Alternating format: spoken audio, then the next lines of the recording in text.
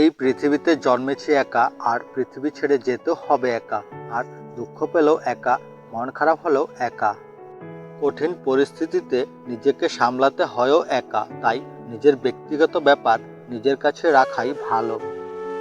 এই পৃথিবীতে কেউ কারো নয়, জন্ম থেকে মৃত্যু পর্যন্ত সবটুকুই অভিনয় মঞ্চে, একলা না থাকার অভিনয় করা।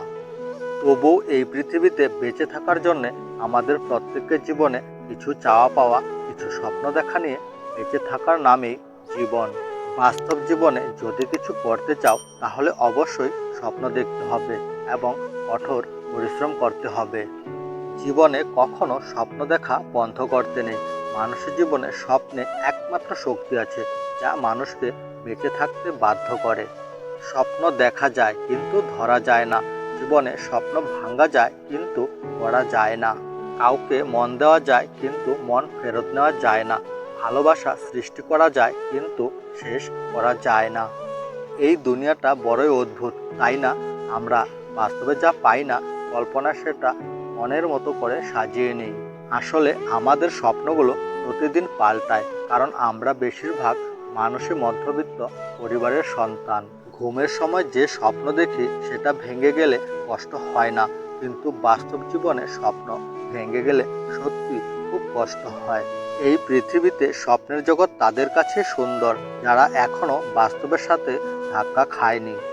স্বপ্ন কখনো কারো সাথে বেইমানি করে না, বেইমানি করে স্বপ্নে দেখানো মানুষগুলো। তাই জীবনে স্বপ্ন তাকে নিয়েই দেখো, যে শুধু স্বপ্ন দেখাই না, বাস্তবায়নও করে। আর এমন কাউকে নিয়ে স্বপ্ন দেখো না যে স্বপ্ন দেখিয়ে নিজেই হারিয়ে যায়। যখন কেউ কারো জন্য কাঁদে সেটা হলো আবেগ, আর যখন কেউ কাউকে কাঁদায় সেটা হলো প্রতারণা। আর যখন কেউ কাউকে কাঁদিয়ে নিজেও কেঁদে ফেলে সেটা হলো প্রকৃত ভালোবাসা। এমন কিছু প্রেম আছে দূরত্ব অনেক বেশি, প্রতিদিন দেখা হয় না ঠিকই, কিন্তু টানটা অনেক বেশি হয়। যে মানুষটি আপনার হৃদয়ে জায়গা করে নেয়, সে মানুষটিকে হাজার চেষ্টা করলেও ভুলে থাকা যায় না। যদি জানতাম তোমার কষ্টের কারণ হব আমি, তবে তোমাকে নিয়ে কখনোই স্বপ্ন দেখতাম না। পৃথিবীতে সবচেয়ে বেশি অসহায় সে, যে নিজের রাগ অভিমান কাউকে দেখাতে পারে না। জীবনে বেঁচে থাকলে হয়তো বিশ্বাসটুকু নষ্ট হয়ে যায়, কিন্তু শেখা যায় অনেক কিছু। কষ্টের জন্য নিজেকে শেষ করে দিও না, কারণ বেঁচে থাকলে সুখের দেখা পাবেই। বিশ্বাস সত্যের সাথে শুরু হয় এবং বিশ্বাস সত্যের সাথেই শেষ হয়। মনকে প্রশ্ন করলাম, তোমার আপন কেউ তোমায় ছেড়ে চলে গেলে তুমি কি করবে? মন বলল, যে আপন সে কখনো ছেড়ে যায় না, আর যে যায় সে কখনো আপন ছিল না। যাকে সত্যিকারের ভালোবাসা যায়, সে অতি অপমান আঘাত করলেও, হাজার ব্যথা দিলেও তাকে ভোলা যায় না।